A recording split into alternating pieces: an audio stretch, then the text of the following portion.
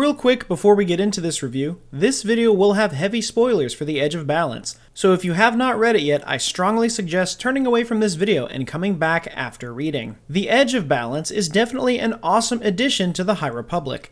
It's a manga written by Shima Shinya and Justina Ireland, with art by Mizuki Sakakibara. And right off the bat, this is really a joy to read. The art is beautiful. There were so many pages where I just stopped reading to appreciate the way certain scenes were drawn out, especially when it came to the full-page spread shots that depicted awesome lightsaber duels as Lily practiced with her apprentice. I grew up reading a lot of manga, so this is something I'm very used to, and it almost gave me an at-home type of feel when reading it, if that makes any sense.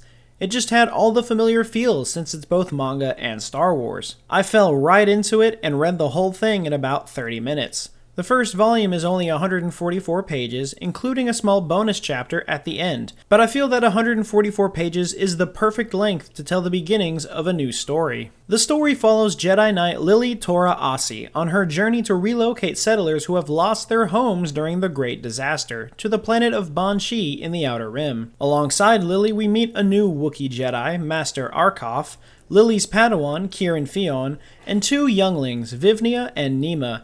Together, they attempt to help everyone get settled into their new homes, as well as get the rest of the new Jedi Temple up and running on Banchii. Trouble hasn't left them alone though, as they soon discover that the Drengir have also invaded this planet and plan on devouring everyone in sight. The worst part is, these Drengir are completely different. They look way creepier than the ones we've already met in the High Republic, and it leaves a lot of questions. Perhaps there are different species of Drengir, just as there are different types of plants, so it would make sense if some of them looked a little different. However, I feel like in this instance, this is a mutation, something created to be a bigger threat to the Republic. I say this because one of the settlers on the shuttle to Banchii was carrying a canister of seeds in hopes of replanting his crops, but they were actually seeds in which the Drengir could grow from. Aside from how they look, these Drengir are still very different. Instead of just eating their prey whole, they leave behind a wooden husk, almost as if they've been petrified into wood. And it's one of the most unnerving things I've seen in a Star Wars story.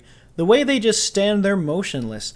No one would notice from a distance, but up close we can clearly see that something was wrong. They managed to defeat the Drengir, but the threat is not completely gone, as the story ends by revealing that the settler that brought the seeds is actually a member of the Nile. And he's planning something that must be sped up before the Jedi catch on to him, and it might not take long for that to happen, as Lily has visions throughout the story that show the mask of a Nile soldier, which is the same mask that the settler is hiding in his own home. And that pretty much sums up the whole first volume. I know that feels short for 144 pages, but since it's in comic format, the story goes by really quickly.